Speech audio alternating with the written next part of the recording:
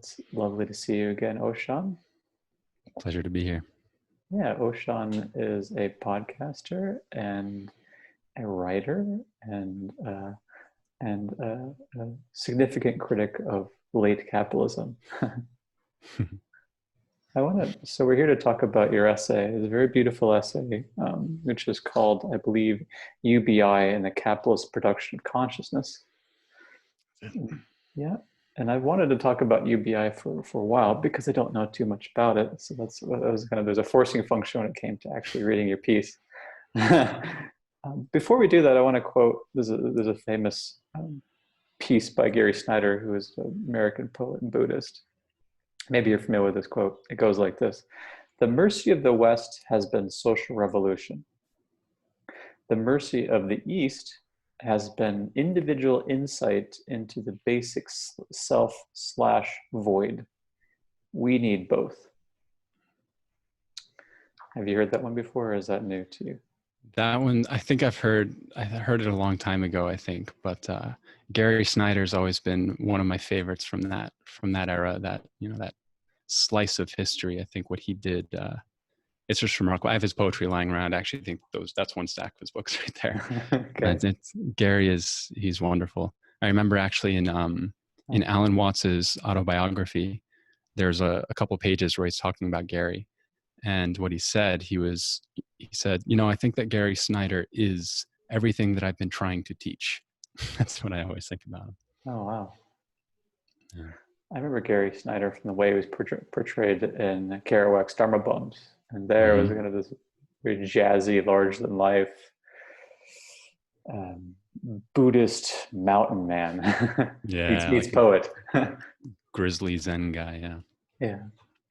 The reason I start with that quote is that it seems like a one particular way of trying to introduce what you're interested in, namely the nature of consciousness and the exploration of consciousness, to wit, the East, so to say, and the nature of various modern institutions. Gary is not very clear in that quote, though it is pithy, about what he means when he says we need both. Yeah. So this particular essay of yours seems like a pretty first foray, or an early foray into what it means to say that we need both.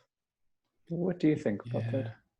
Yeah, it's interesting. It models kind of my own experience in that I grew up, through college and after college. I was reading a lot of people like Gary. I was reading a lot of people like Ken Wilber, D.T. Suzuki, a lot of people in that time who were kind of working with these two, the East coming over to the West, and what do we make sense of this mix? Mm. And there was a lot of reference. As soon as you get beyond the individual portion of, an individual who might be after something that we might call awakening or meditation, if you start, right. If you look at the kind of broader, maybe cultural dimension of these kinds of things, a lot of times that school would make reference to, we need an economy that isn't based on greed or some kind of post-capitalist illusion, things like that. But there was very little kind of explicit, here is something we can do to move from where we are to where we need to go. And I was studying economics in college. For whatever reason, I was always drawn to it. So absolutely, one of the things I wanted to do with that essay was try to ground these kinds of abstracted sentiments we have about capitalism, about Western culture, modernity, these kinds of things, in pragmatic, kind of transitional, even political questions of what do we do, what can we do to go from here, from there, what are the logistical considerations, and specifically, how do we tie in the kind of policy talk to these Gary Snyder poetics? How do we draw the string that keeps them in the same conversation? Because something that actually you've pointed out to me a number of times, and I think it's so important, it's very easy to get lost in advocating for some kind of economic policy and losing the broader, what we might call spiritual context that's coming from. So yeah, I'm very interested in trying to mesh them all together. Yeah, I can't help but see you have a lovely cat on your right hand. He's with you. He's attending our conversation today. Yeah. And it's Chiru. Ah, qué bueno. Um, so I think during some chats that we've had, you said that your father is a professor of Mhm. religious studies, I think. Yep. And it sounds as though with a name like Oshan Jarow, you grew up slightly different from other people. So can you tell us a little bit about your upbringing before we dive into the article? Yeah. So I was born and raised pretty much in a place called Poughkeepsie, New York. It's about an hour and a half north of the city. Mm. My father is a professor of religious studies at Vassar College, and he also was very much into the kind of workshop world and consultations and this kind of stuff. So it definitely made for an interesting upbringing. Questions of God and the universe and consciousness and meditation were really commonplace for me. Almost were to the point where I grew very desensitized, where when I kind of went out to high school and college, I had to learn that these things weren't part of like the usual discourse. Mm. Um, One, I think, particularly formative thing, although I subconsciously, I still haven't worked out kind of consciously how it affected me, but I spent third and fourth grades when I was 8 and 9. We actually lived in India in a small town called Brindaban, because my dad had some kind of research to do out there for a while, and we decided to just all go together. And it was small, in the vibrant Indian town. We weren't staying in a hotel or anything. So yeah, that was really nice, just so early to be exposed to an entirely different milieu. I mean, even in India too, especially being a white guy walking around, everyone comes up to you and strikes up conversation. So there was a lot of interesting talk. And coming back, I went through from that. On the surface, things were pretty normal. I went through from high school, went to a decent college. We went to Elon in North Carolina. That's where I studied economics. Mm. But I always had that kind of underlying interest. I was there for consciousness. Like consciousness was to me kind of what it is, what it's all about. This is the question that I wanted to dig into. So I was taking economics classes and reading like the spectrum of consciousness from Ken Wilber and trying to figure out how they go together. Mm. And my department was very kind of conventional, which meant they were very heavy into econometrics and quantitative stuff, which was kind of the opposite end of the spectrum. I was more into the moral philosophy element Mm. of it all. And so that kind of frustration or inability to find the kind of economics that I thought would apply to the question of how do we build and nudge and generate a culture that is more conducive to these kinds of more robust, healthy developments of consciousness, of our sense of who we are and all these things. So I went back to India and got more into contemplative practice and wanted to really ground myself in that. But there again, that was kind of where I kind of hit my limit of, I was meditating and reading all these spiritual books and this and stuff. Mm. But I just kept coming back to, but we need to deal with the economics. Like this is the question that for whatever reason I was drawn to. Why do we need to deal with the economics? That's a good question. Maybe one way to point out to kind of gesture towards that is that by and large, I would say we haven't, for at least since the 60s when kind of contemplative questions came onto the Western scene. And we can see the result. We're amidst a number of kind of systemic, you can call them crises, obstacles, problems, but situations that seem to be very tied into not only the economic system, but also some would argue that kind of underneath the economics of it all is a kind of pattern of thought, a kind of way of thinking, a way of being that is generating the systems. And the kind of rhetoric that I kept running into, which is certainly not the only talk out there, but Mm. I kept running into the idea that if enough people do the work of meditating, that eventually that will kind of spill over into everything else. So just focus on your own practice and this kind of thing. But the more I got into reading and the more into thinking about it, it seemed clear to me that we needed another dimension. We needed a structural dimension that had to do with policy, that had to do with economics. And off I went to look into it, Mm. It reminds me a little bit, I think, of the TM people who at one point were very prominent, and particularly in Iowa, and they still are today. And I think I recall vaguely hearing that if we just had a certain threshold of meditators reached at a certain level of understanding or development, that would create a fundamental shift Mhm. in the world. And for all I know, it could be true. It could be true, but in another respect, it seems fairly naive. So I'm actually someone who thinks that we need to. I think John Vervaeke put it recently when he said that we need an axial revolution. Mm.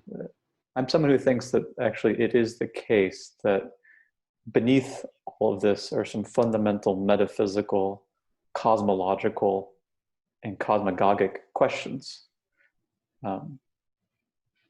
But we still need to, as you said, look at the actual conditions on the ground where you do find questions of human need, material needs, and so forth needing to be met. So let's turn to those. So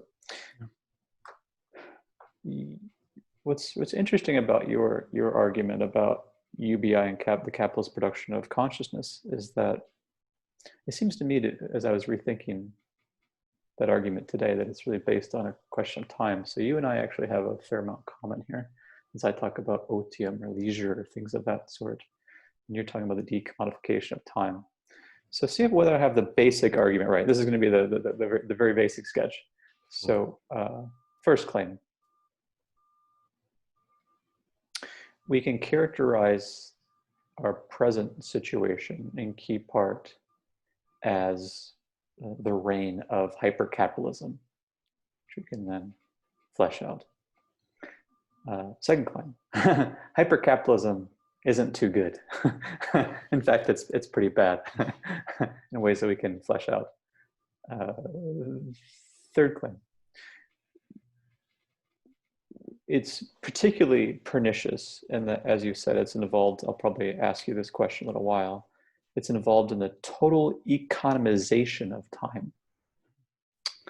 So the fourth, if that's true, then could it be the case that UBI is a way of, as you put it, providing a zone of universal basic decommodification of time?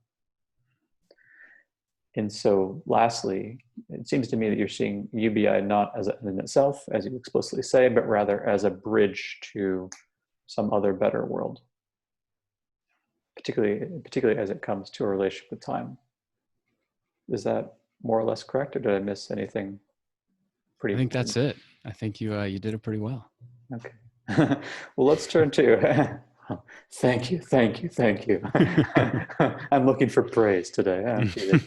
Turn to hypercapitalism. How would you describe that? Yeah. So I'm actually borrowing the term from the economist Thomas Piketty, who published the big book Capital 2014, and then Capital and Ideology more recently. But the term as he defines it, which I adopt, is the confluence of two things. You have neoliberal capitalism, which we can just define as the kind of capitalism that arose in the early 1970s. It was a particular kind of way of thinking about economics with all kinds of specific policy implications. And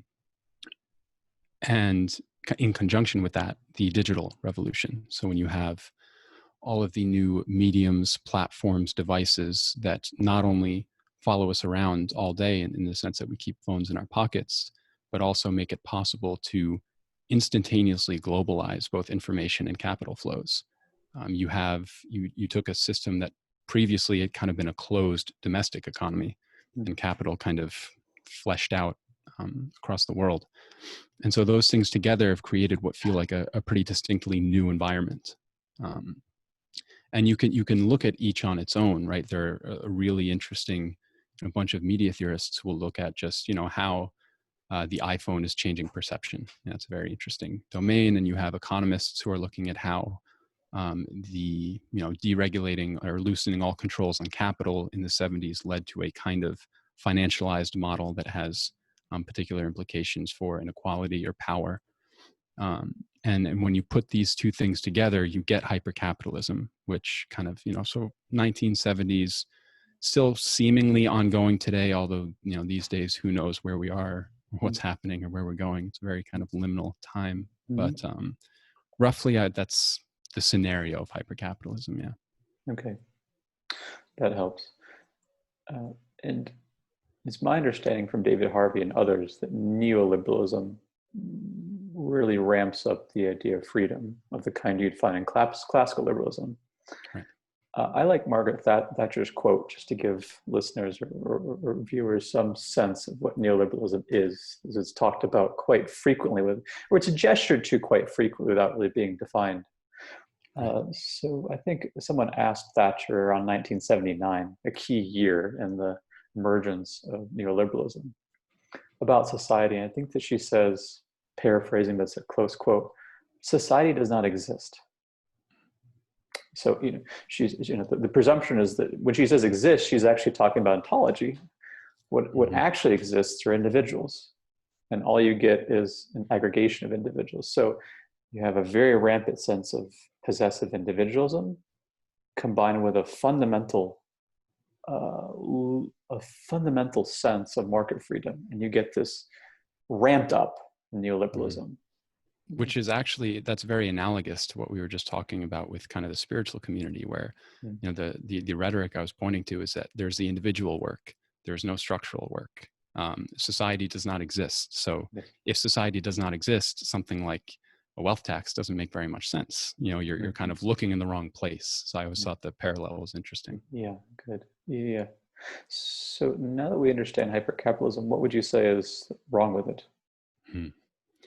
Yeah, this is a fun one. There's a lot of different ways you can go about it. Okay. And it's the caveat I want to give before doing that is, especially in regards to UBI, I don't think it's necessary to have an overwhelmingly critical stance towards hypercapitalism, towards society as we know it, in order to make the case for something like UBI. You can, but very often you wind up kind of preaching to the choir. And it's interesting just from an analytical standpoint to do so. But I also think you can make just as convincing a case for something like UBI or something like a model of cultural evolution. And I think you and I both have a lot in common for, in terms of showing the gap between where we are now and the potential for what we could achieve. So it's much more of a kind of forward-looking positive dimension. So the caveat I like to give is you don't have to have a problem with where we are. You can just kind of see that our potential is beyond where we are. That being said, yes. One, I think particularly, there's two dimensions that are kind of the most, I think, visible and important. The first is mental health. And specifically, if you look at the time period from 1980 onwards, people like Jean Twenge have done a lot of interesting research on this. But if you look at suicide rates, you look at addiction rates, you look at burnout, depression, all these kinds of things have very markedly increased, and specifically among lower income groups. And you can actually see, for example, in the case of suicides, there was a book that just came out by Angus Deaton and his wife, Anne Case. I think it was called Deaths of Despair, or the subtitle was Deaths of Despair. And they showed basically that the lower on the income bracket that you were, or actually no, it was college. If you had a college degree, you were not committing suicide at any higher rate than history. The suicide rate is pretty flat. But if you didn't have a college degree, since 1980, it's skyrocketed. And they go on to kind of parse out how this might have a lot to do with working conditions and being part of the working class and so on. So there's the mental health dimension, which you can make, I think, a very compelling case for.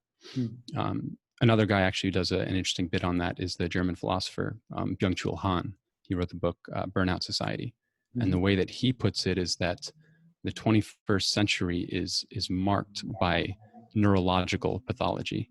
And he ties this to the modes of immaterial production that are really characteristic of a digital economy, that in a digital economy, a lot of the kind of production of value is occurring inside the minds of people. And that has, particular kind of consequences in terms of consciousness. On the other hand, I think much more tangible and much more all over the media, you can look at inequality. And in a number of dimensions, right? There's income inequality and how income gains since 1980 have really only gone to the top percentage, but there's also wealth inequality, which I think is much more to the point in terms of the question of time and how people spend their time. And that too has markedly increased since that period of the 70s and the 80s. And very interestingly, it hasn't been kind of the rich are getting wealthier. It's been only the super hyper, like 1% and above are increasing their wealth share. So you see that the ways in which we are producing and capturing value are kind of progressing in ways that are just not sustainable. Or even if you don't want to make the sustainability case, you could just make the case that a bit more of an equitable distribution would have highly positive incomes or outcomes all across the spectrum for a lot of people. So I think those are two of the most salient kind of things you can point to in terms of the track that we took as we entered upon this kind of hyper-capitalist environment, heading in a direction that we might really want to rethink. Yeah. Part of me is tempted to come up with some alternative hypotheses for the mental health crisis, but I think the line of thought is generally correct. For example, Ted Kaczynski, the Unabomber, wrote a manifesto called The Industrial Society and Its Futures. And he's kind of synthesizing a fair amount of history of technology, history of anti-technology, and history of, or philosophy of anti-technology. And he's calling it the industrial technological system. And just in the way that you argued, and by the way, I should since we're on the air here, I'm not a defender of the the Unabomber right. or of his violent tactics by any means. But the piece itself, apart from a few cranky bits, is actually quite an interesting cultural document. In any case, it's the same kind of argument that you have some totalizing system, and it creates certain pathologies. And so I think that kind of argument, I think, is very convincing to me. I mean, a bad system is the one that requires certain forms of adaptation to it. We have to get around to all the sorts of figures at this point in modernity who help with adaptation, and I won't name names, but they're basically professions, right, that would be involved in helping us adapt to conditions that are not really amenable to human flourishing. But then you have a series of outliers, for various reasons, who don't fit into it, and then there are ways in which they're pathologized. And so it's not hard to pathologize people who are more artistic in nature, or those who are a bit more bohemian or countercultural, et cetera, et cetera, et cetera. Yeah. So we could come up with a slightly different flavor of that argument. There are other versions that really do pull us more into the realm of technology, Heideggerian and Jacques Ellullian kind of flavors, but I'm generally sympathetic to it. But as for the second point, then, I hear a lot of people on the left talk about rising income inequality. But I'll just play devil's advocate for a moment, just for a moment. I'm not saying I'm unsympathetic to the actual argument.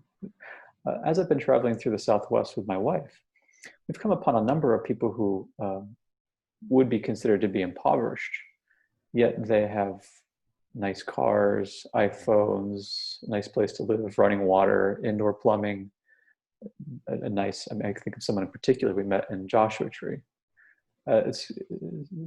So it seems as if her basic needs and those like her are being met. So someone might ask, what is the problem with rising income inequality? Yeah, that's a very, I think it's a very interesting discussion, and it's certainly happening. You have the kind of crowd led by Steven Pinker and so on who have this kind of very optimistic narrative of progress, right? Mm-hmm. And they make essentially that case on the broad scale. Look at history over the past couple hundred years, look at all of these metrics like literacy rates, sanitation, child mortality, these kinds of things that all appear to be doing exceedingly well in the long term. Mm-hmm. And so therefore, the kind of radical and critical stances that people will often take, especially people who would use a term like hypercapitalism, seem overblown. And there are a couple of ways, I think, to engage with that. The first is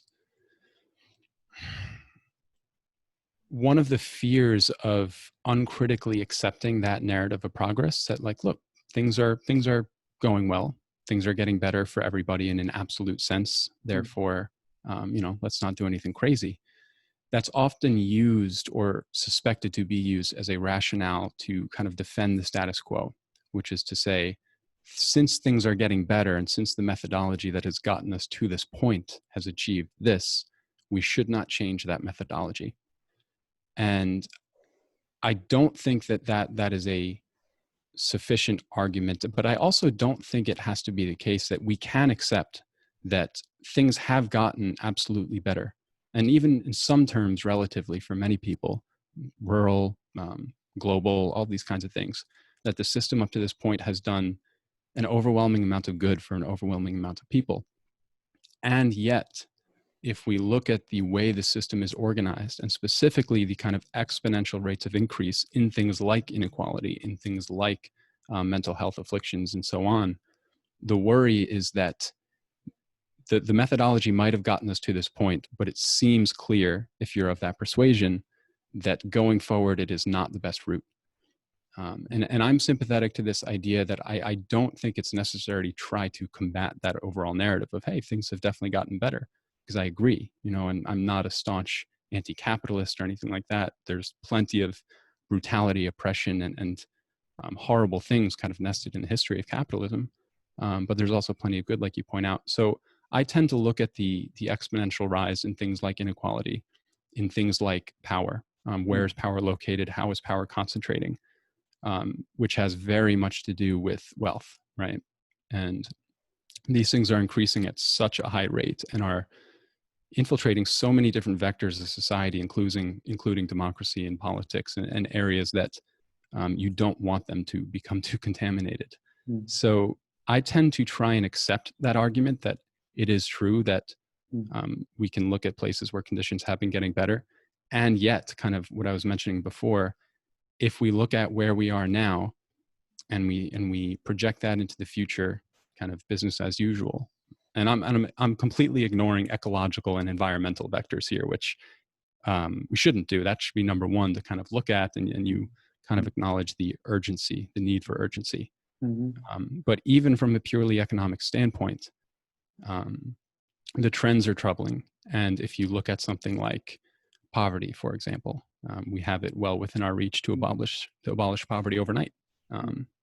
In terms of the cost and everything, it's entirely feasible. And so when you get on this path of kind of using the past and the present in order to justify the status quo, to me, you're really undercutting the potential that we have to work with our current system to make things undeniably better.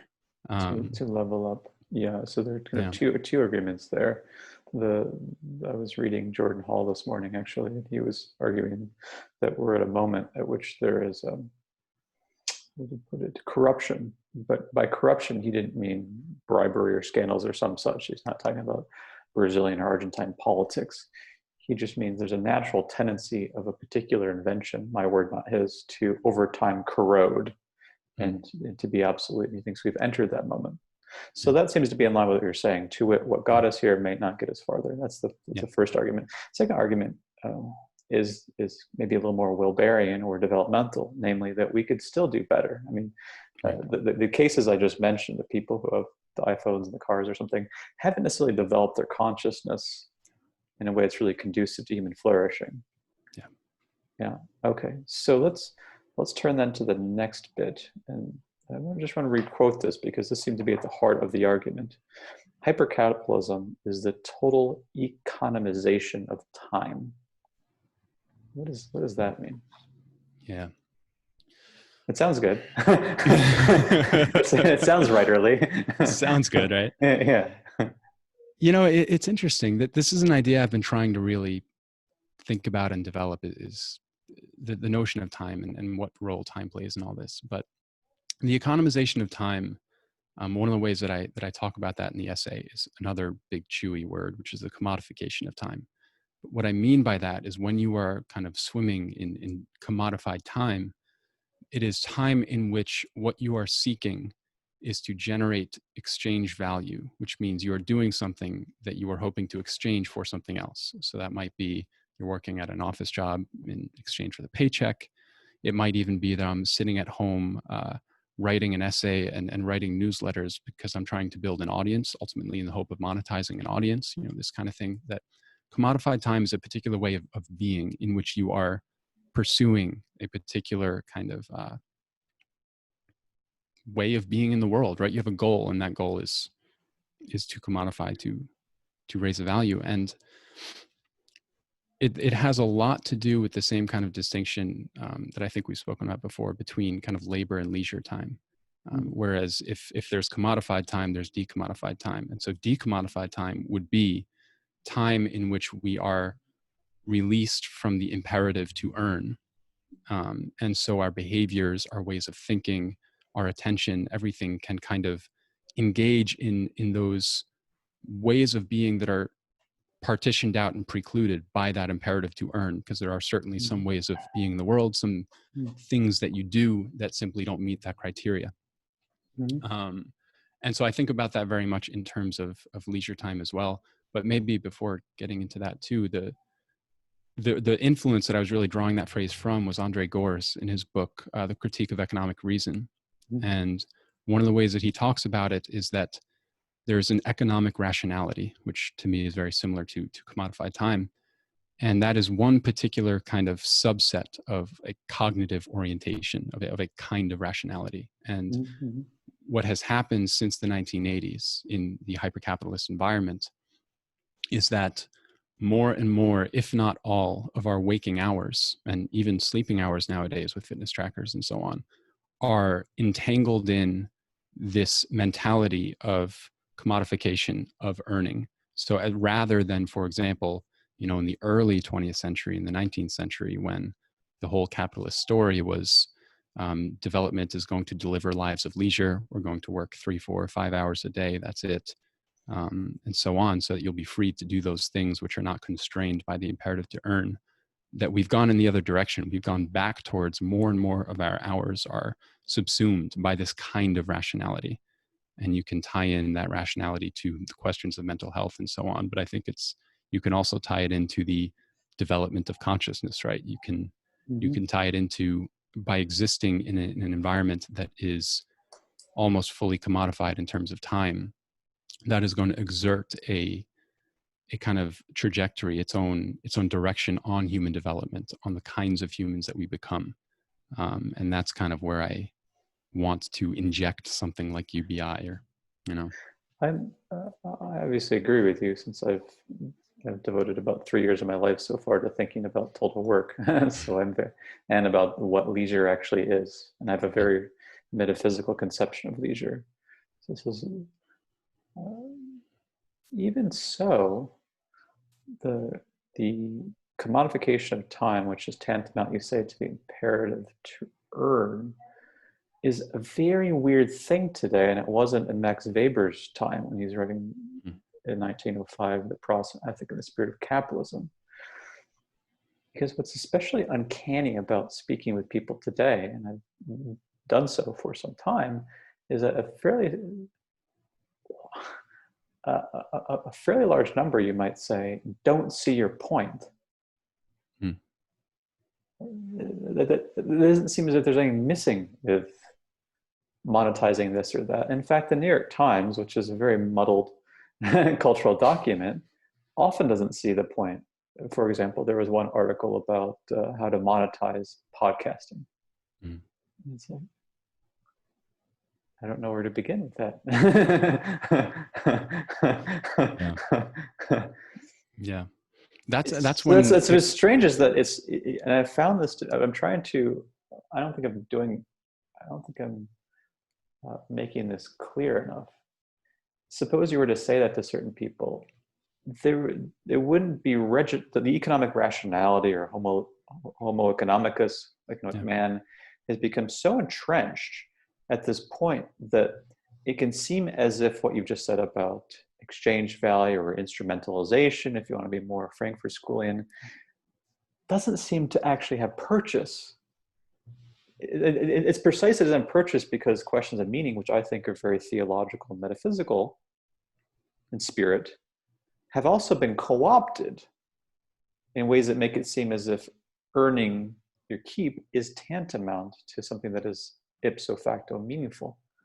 So I wonder what you think about that, the strange enclosure that's such that it's actually hard to hear what it is that you're saying. Yeah, no, I think that's a really good way to point it out. And that's exactly when kind of ideology is at its most pernicious, right? Is when it sinks into the background so far that it's no longer visible. It's like the old story, you know, it's the water that we're swimming in as fish. You know, you don't realize it's there. And so a question that is thrown out, that is kind of trying to be outside of that environment, like you're saying, I think it's a good way to put it. It just doesn't register.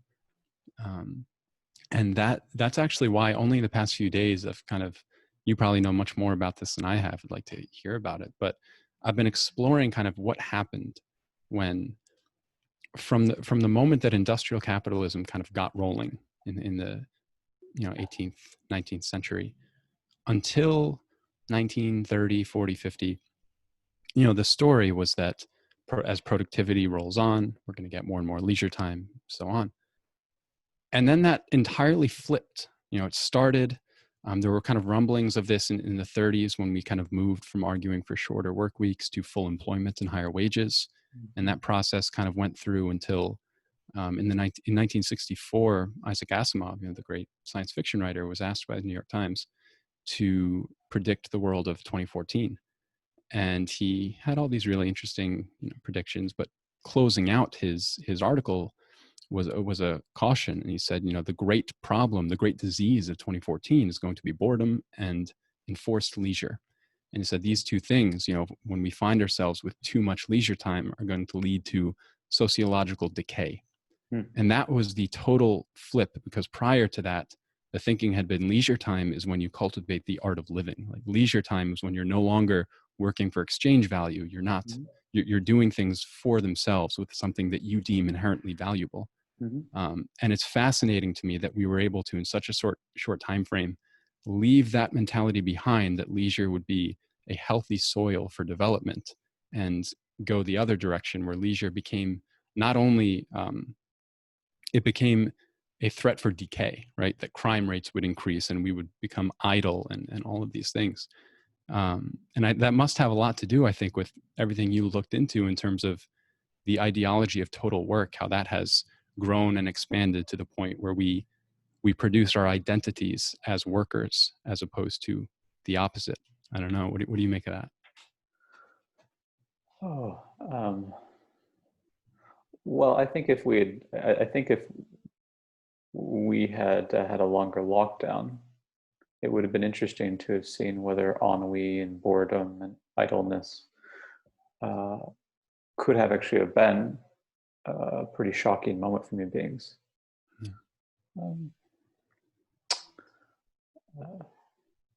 I think it actually, my view is that what you said is true, but I do think it starts earlier than that. I was reading Michael Walzer's book from 1965 called The Revolution of the Saints. In that book, he's talking about the English Revolution. And specifically, he's talking about Puritanism. And it's very interesting to see already that Puritans are involved in two particular activities. One is the adoption of what they call the general calling. So they were forming congregations and this kind of like a commune of sorts, so to speak. They're still living apart, but they're forming an intentional community that is a community of faithful people. And so they've been called by God to form this. It's a very vigilant community, so there's a lot of surveillance with regard to who's properly devout and who's not properly devout and so forth. Concomitantly, they develop what they call a particular calling, which is a way of starting to think about work as a particular single occupation. The point at hand was that they were very concerned about disorderliness and, I suppose, decay and the rest. They were coming to this new class of impoverished people owing to the fact that they've been disrupted from the land and are forcibly migrating into these new cities. So they're very concerned about the kind of moral lassitude that would occur if one didn't sort of, get one's shit in order, so to speak, right? That may be a little bit vulgar, right? So they thought that work was a certain work for them wasn't about making a lot of money, at least according to Walzer. It wasn't at all. It was about a kind of discipline of their hearts or discipline of their spirit.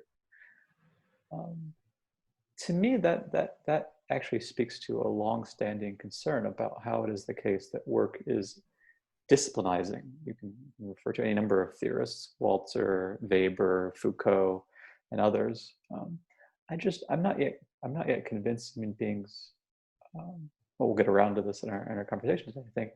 But I'm not yet convinced human beings really are able to be with themselves. This is, I think, Joseph Pieper is the other reference point here. And though it's only a short set of essays he writes in the book Leisure, the Basis of Culture, he actually does point to acedia, or restlessness of spirit. So I think that what I'm trying to get at is that while I think your argument is correct, the attack against leisure, I think, has been going on throughout the course of modernity in many forms. And it just has reached a certain pitch at which is now visible that you wouldn't possibly think of leisure today, because what you would do is have a side hustle, and then you would monetize the side hustle. And that side hustle you would pivot from, using the language here, you pivot from your regular sort of thing to your side hustle, which would then be monetized through scale and subscription models and so on. Yeah. So the reason I'm kind of dwelling here with you is that I think I completely agree with you, but that there needs to be a decommodification of time. But there's a kind of, in my experience, there's a kind of sensitivity involved in trying to point that out to someone. I usually do it on a one-on-one basis. So I usually just begin by pointing to suffering. Right? Start easy, just with the suffering. It is easy because it's easy in one sense, namely the person will actually begin to become aware of the fact that he or she is suffering in ways that weren't clear before. It's not really clear to someone who simply thinks that being a social entrepreneur is the greatest thing in the world, that there could actually be something so fundamentally missing that it's not registered initially, except insofar as it shows up somewhat symptomatically in the form of suffering. So for me, that usually has been the low-hanging fruit. Just continue to point over and over again to the fact that something hurts. Yeah. Yeah. And it's interesting because you're right in that it's a very sensitive area. Like, you don't want to thrust anyone into something like what we're talking about, right? That would be not good. And so when I think about something like basic income, and specifically kind of embedded in a broader project, things like universal healthcare and so on, the reason that, and you actually pointed this out when we spoke earlier, I kind of point these things towards the decommodification of time, and I try to show how these things could kind of put, to use the language, optionality back into our hands to kind of decide where and what we do with our time. Yeah. For example, if you have healthcare and you have $13,000 a year coming in kind of off the bat without trading your time, you have much more capacity to kind of rethink on an everyday basis, what you're doing. But yeah, I think about these things as kind of putting time back in people's hands. And what that explicitly leaves out that you've pointed to is, what are people going to do with that time? And this is one of the biggest concerns around basic income, is people who will say, yeah, well, if people reduce their, or even just leisure, if people have all this leisure time, they'll just waste it. They'll just idle. Or, we don't know how to do that. Or even to go a level deeper, when Sartre spoke about, we're condemned to be free. That's the kind of the weight that we encounter in that space. And that's generally unpleasant, especially if you are operating from within a culture that is not gently supportive of people in that process, and specifically of helping people in these kind of environments, systems of education in the broadest sense, right? To support people in that transition. Because I think it makes sense to think about it as a transition from identifying yourself as a worker who works 40, 50, 60 hours a week to, well, what if I only have to work 20 hours a week and I have healthcare, I can live a comfortable life. Now what? Right. Yes, exactly. Yeah. Yeah, I want to come to the critique in a moment. But first, so your main argument about UBI, and now we're coming to it straight away, is that it provides a blockade against hypercapitalism, or it's a zone of the decommodification of time. I think it's clear from what you've said what you might mean, but can you unpack that for us? Yeah. In a market economy, in a market society, like what we have, when you receive unconditional income, which is what UBI is, right? You're getting the money without having to give your time or exchange anything in return. Like I kind of alluded to, right? All of a sudden, you have more optionality. Your spectrum of viable behaviors can kind of increase a little bit.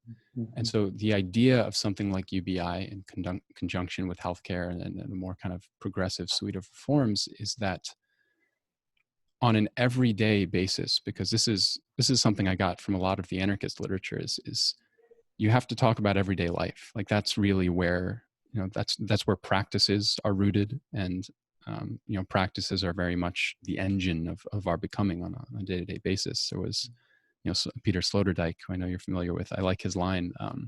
It is time to pronounce human beings as the beings who result from repetition, loosely based. Yeah.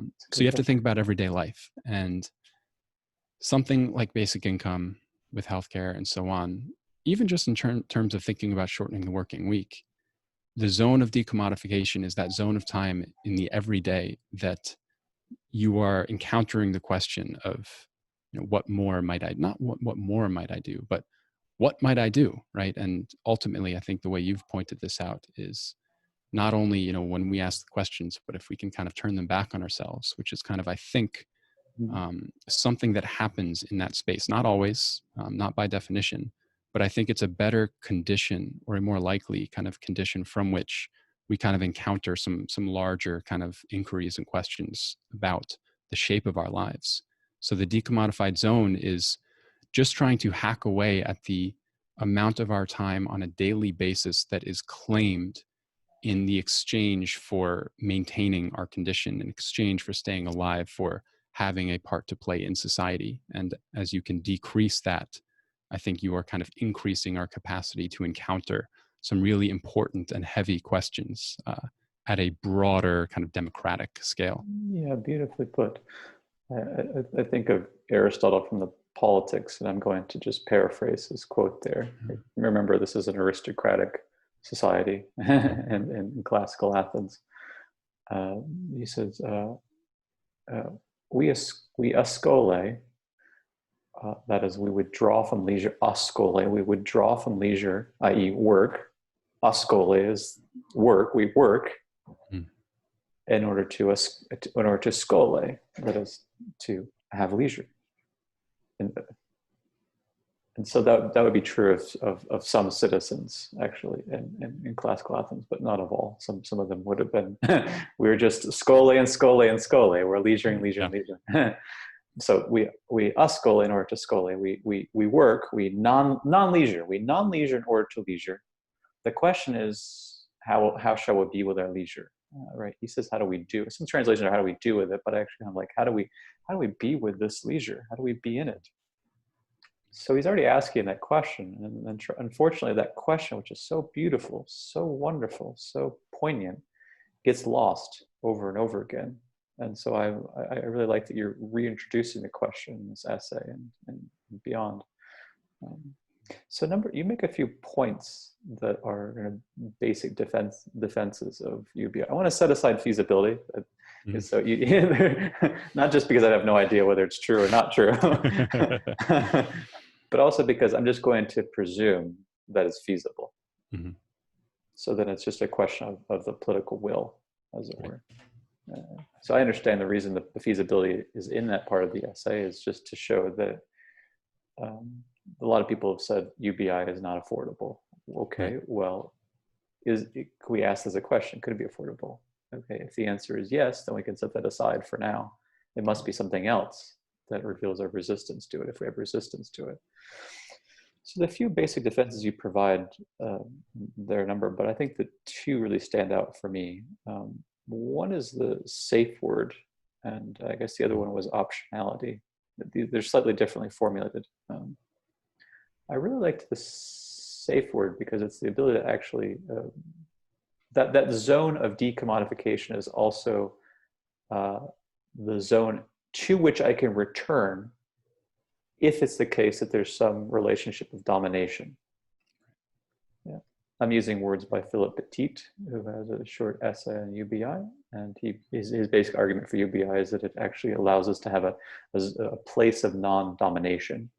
Mm-hmm. So to be more concrete, if I am a so-called wage earner, and I'm presumably entering into free exchange or voluntary exchange, but I see it for what it is. To it, this is a terrible job, right, with a terrible boss, and it would be a degradation of my spirit. I'd have some intuition that that's true. I can say no, right? There actually is a just say no here. I don't have to take it. Yeah. Right. Yeah, it's that idea, framing it as a safe word theory of social liberation, is coming from the anthropologist David Graeber.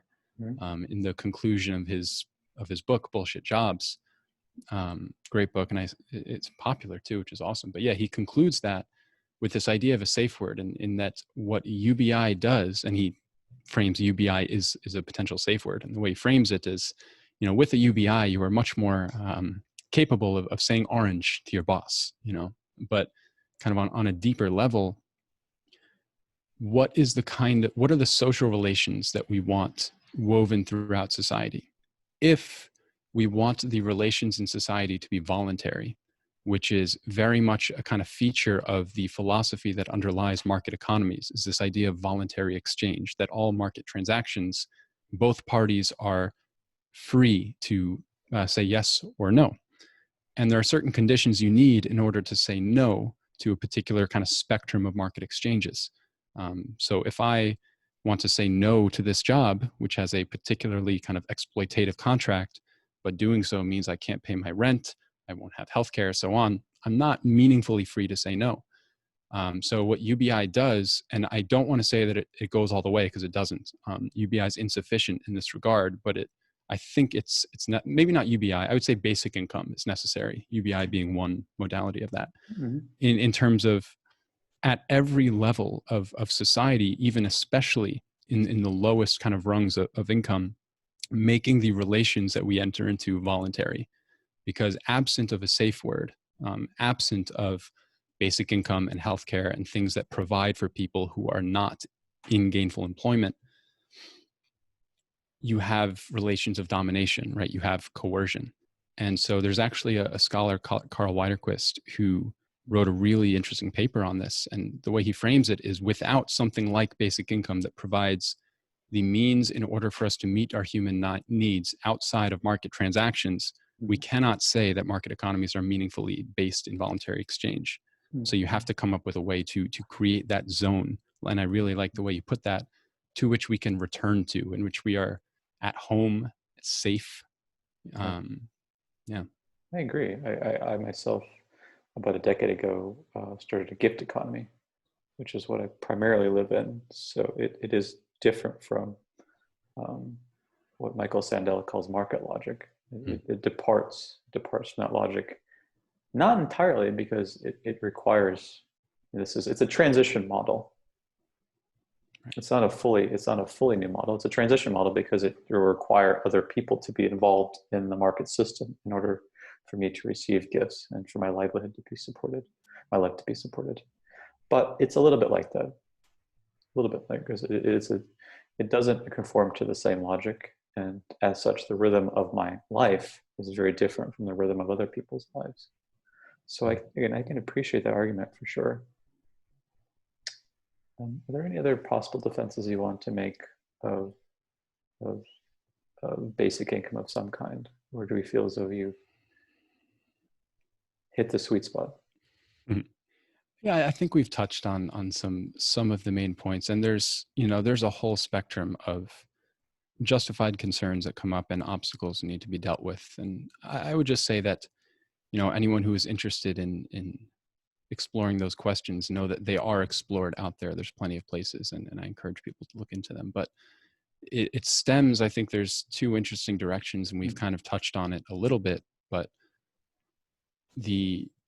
one of the roots of kind of divergence on UBI is really kind of what theory of human nature we're operating from.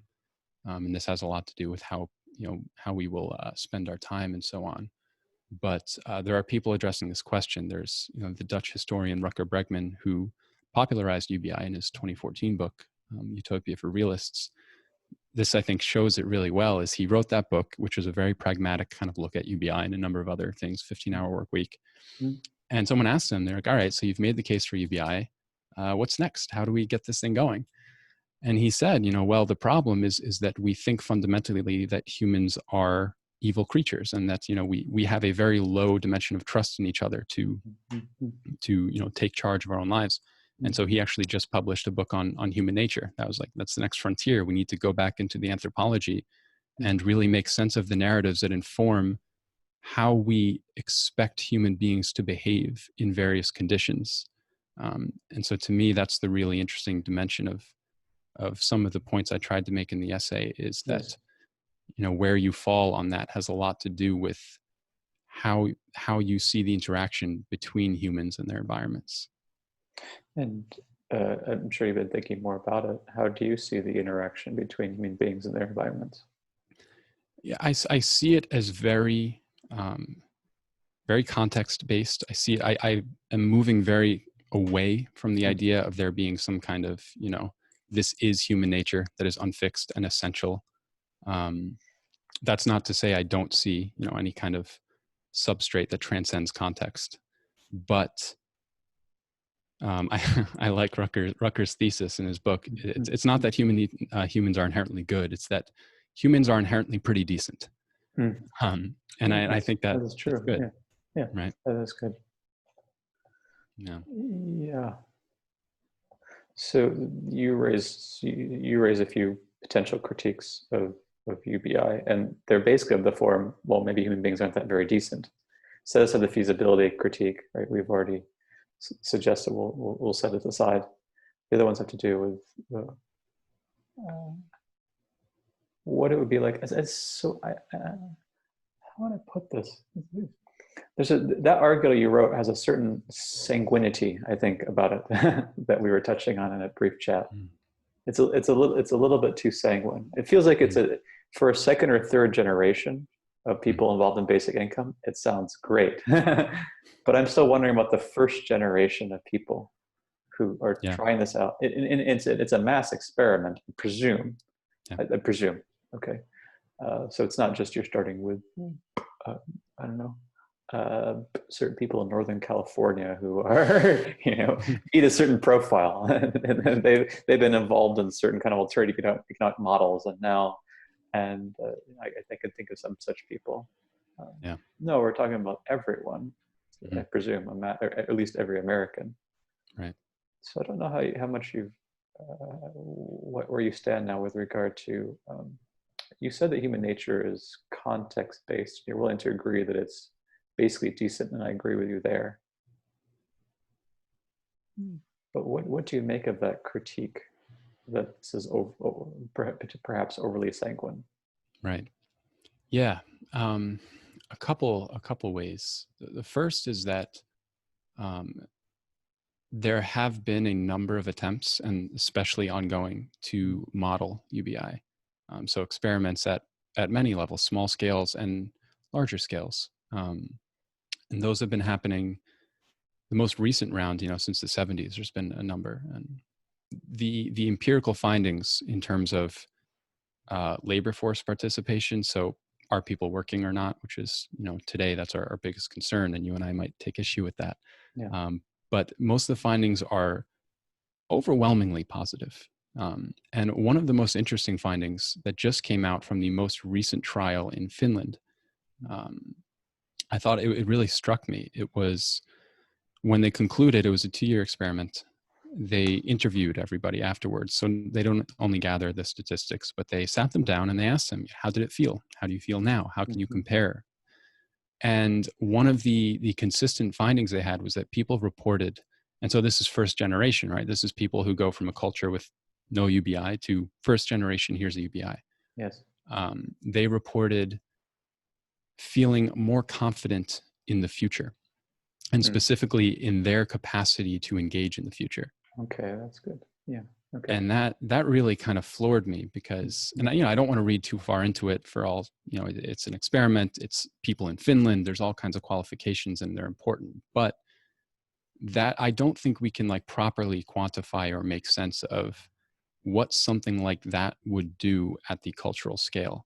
I'm very partial to a lot of the analyses coming from people like Mark Fisher and so on, that something that has occurred over the past 40, 50 years is a kind of sense of learned helplessness, a kind of despair, in that, you know, we cannot actually enact a change, and so on. Yeah.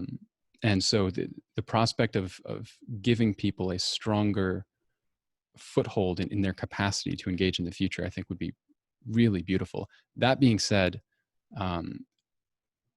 it's absolutely true. And you pointed to, you know, there's different demographics. People in New York City are going to respond different than people in Iowa.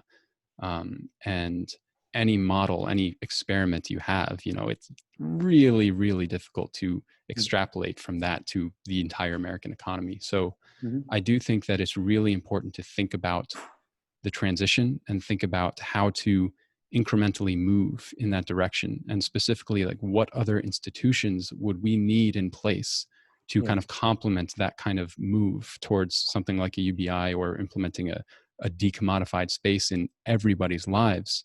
That's, you know, that's education in the broadest sense, and it requires more than just economic policy. So I think the main thing I've been thinking in relation to all of that is that it needs to be an interdisciplinary approach, in order to gently create environments that will help people, because it won't be smooth, it won't be romantic unless we kind of consciously work at making it so. Yeah, I agree with you. I think in our last conversation before this recorded tete-a-tete, I was telling you that I think what's really necessary is some conception of the good, or some conceptions of the good. So firstly, I agree with you that we would need education. And at that time, I think you were pointing to Zach Stein. So we don't just need education. It seems that we need a meta view of education, not just of what it would be, as a kind of assistance in this transition. And I'm very, yes, I'm persuaded that so. But there also needs to be something a little bit more, it doesn't have to be, but I think there has to be a little more cosmological. Well, what is it that is worth living for?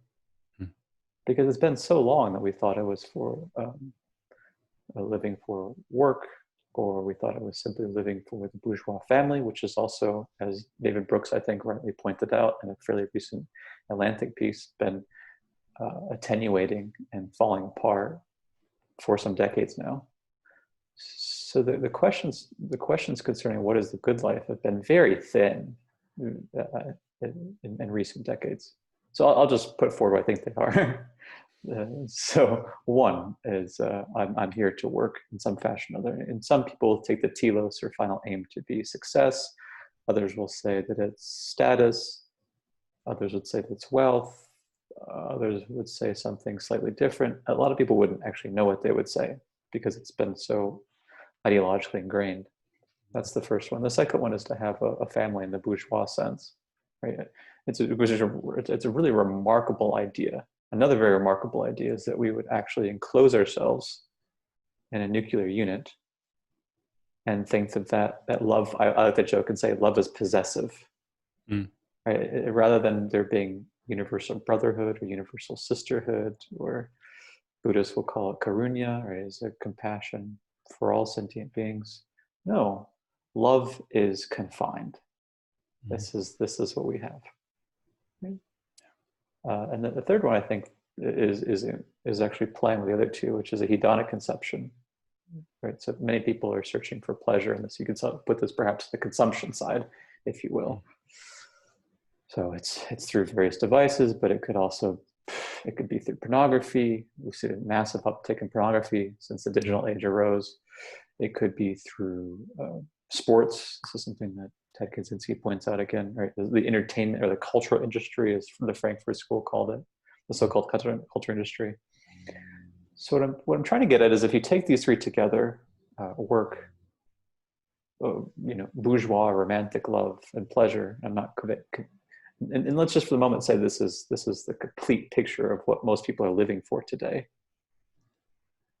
with this experiment that you're proposing, I think there's going to be a fundamental questioning.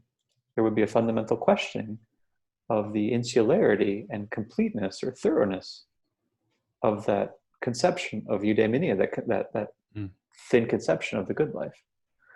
So, the education would not just be skills-based or some such. It would need to be, roughly speaking, philosophical or religious or spiritual, or whatever word is the favored word here, because it has to be I'm speaking very grandly here. Has to be, needs to be, ought to be. Well, what's a different way? It would be wise. It would be wise if it were set up in such a way that people would begin to investigate on their own and together these basic questions with a view to actually coming up with reasons for living. That's what I'm suggesting is actually the hard part here. People talk about the hard problem of consciousness. So the hard problem of UBI is the reconstitution of reasons for living. I've gone through. I have a side argument about the therapeuticized culture, which I made on Twitter recently. That worries me as well. That is the ways in which we've come to be fairly self-enclosed or narcissistic. And there are a number of social theorists arguing about this in the 60s and following. So the civic mindedness or civic spiritedness is also not currently available to us in any way that we can sort of pull off the shelf, as it were, and pluck out of our tradition very easily. Yeah. So those are the ways that I try to capture something of the tenuous nature, the tenuous existential nature of the experiment. Yeah. And you're absolutely right, that we need to talk about and think about how to integrate into all these conversations this, as you call it, a concept of the good, or this kind of ethic that is broader than just do what you like with your time. And maybe this is more revealing of what I think about human nature, but my kind of venture, my hypothesis right now, this could change tomorrow, is that because if the question is, how do we catalyze, provoke this kind of large scale questioning of what are we living for, especially as we come into conditions that kind of more directly confront us with that question. Maybe my hope is that by creating conditions that are more conducive to that kind of thing, and by that I mean decommodified time, I mean pulling back the expansion of economic rationality and leaving room for different modes. My suspicion is that humans want to live in better relations with each other, better relations with the environment. And not only that we want to, but that we could do the work, we would naturally kind of organically gravitate towards doing that kind of work if, and I mean on aggregate, there's always going to be outliers and this kind of thing, but if we were to commit ourselves to a kind of reculturing of daily life, giving the space for that to emerge, and as we've talked about, creating institutions at the community level, right? So not like the state sponsoring a commune, but we need at all scales of community kind of ways of doing it together. And what is the basis for your I was also raised in a pretty sanguine household, so I'm only using skeptical questioning today simply so that there's a kind of process of inquiry that unfolds. Otherwise, we'd just be saying, yes, I agree. Yes, I agree. It wouldn't be fun. No, not terribly so. So before, just a moment ago, there was something you snuck in there. You said that I'm of the opinion that people naturally gravitate toward da-da-da-da-da-da. What is the basis for that claim? That they naturally gravitate toward community and environmental participation and so on. Yeah, I would actually maybe rephrase it a little bit in that I would say, in environments that are not funneling people otherwise, we want to move in that direction. And what's at the heart of that, what's informing that, is a theory of human nature that, especially in the past week, has come under the sway of Bregman's kind of reevaluation of many of the experiments, many of the situations that have come to define how we think humans behave. So there's a kind of, just one minor example, right? He had a chapter on The Lord of the Flies, a novel by William Golding. And, this is read by everybody in every curriculum. It's, famous book and so on. Now, of course, it never actually happened. At least that novel was not based on reality. And beyond that, Golding himself was admittedly a pessimistic man. He was an alcoholic. He had some kind of tendencies. And what Bregman did is so interesting is he actually discovered a real world situation of Lord of the Flies, where a group of kids were actually shipwrecked on an island, and the exact opposite happened.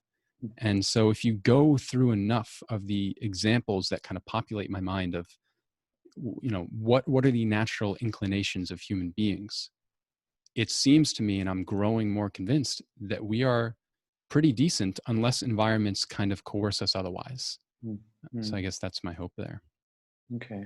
I'm thinking a little bit of the famous essay by Martin Salings called The Original Affluent Society. In that essay, he's talking about Paleolithic tribes of various sorts. And parenthetically, since then, he's been criticized by various scholars, and parentheses, moving on with the argument. But the basic idea is that if it were the case that you could start with some kind of principle of subsistence as plenitude, what would it be like? How could you kind of spin out, run the experiment in real time, and see what this group of people would do with one another? I would think that it would go probably tolerably well. As we were talking before, I would also say that you would build up certain mores. These are the sorts of things that you would do around here. These are the sorts of things that we don't do around here. And then you build up from mores, you build up sort of probably an ethic, and you build kind of political concepts as well. Right? What is the common good for this group? How do we, now I'm sounding very classical Athenian, but what are the ways in which we deliberate upon what is the good and best for all of us? If it's the case, you don't have to begin with scarcity. If you don't have to begin with the war of all against all in the Hobbesian sense, if you don't have to begin with earning my keep is a zero sum, probably zero sum vis-a-vis your earning your keep, and so on and so forth, then you are at least providing the best possible conditions for human beings to be able to actually get along with one another in a tolerably well or decently well way. And some would probably flourish and be magnificent. Others might just be okay, but okay right now is better than the current situation. Right.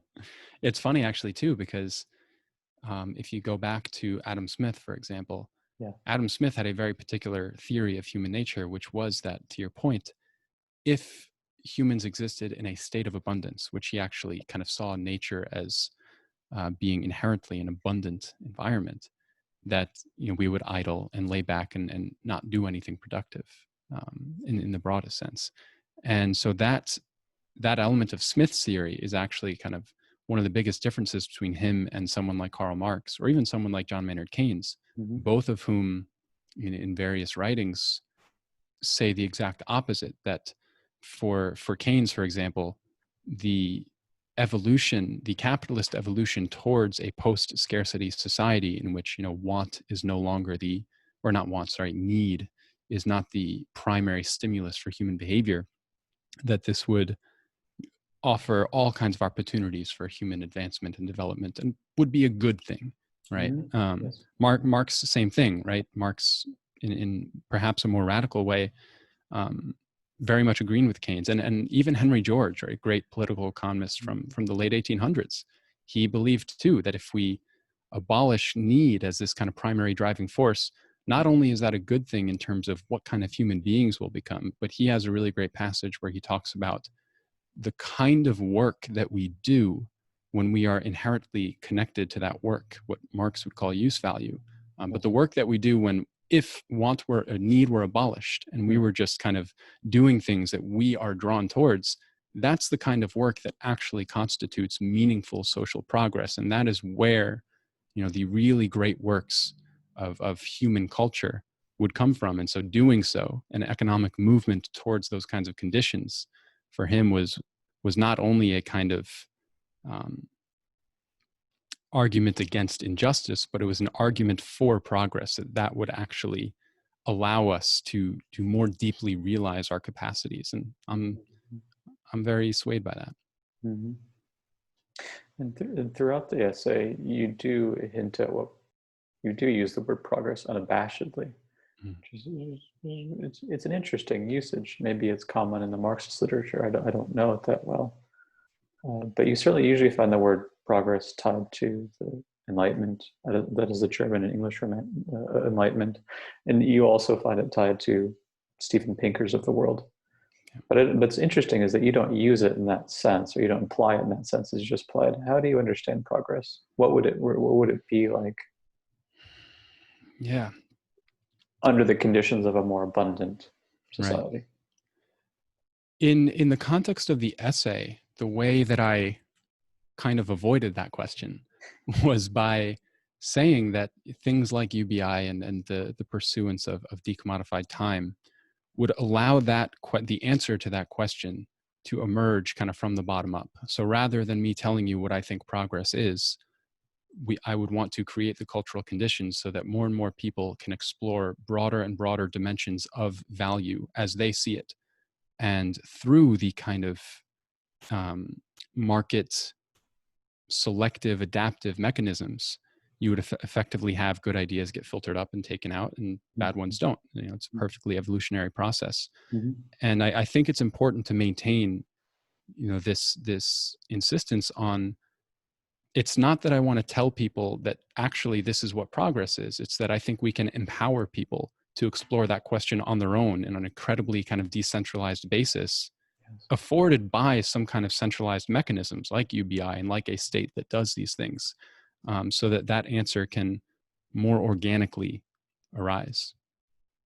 I'm with you, but how would we know when we recognize it? It's a good question. Hopefully we would feel it, but I think that might be a little optimistic. Yeah. I don't know.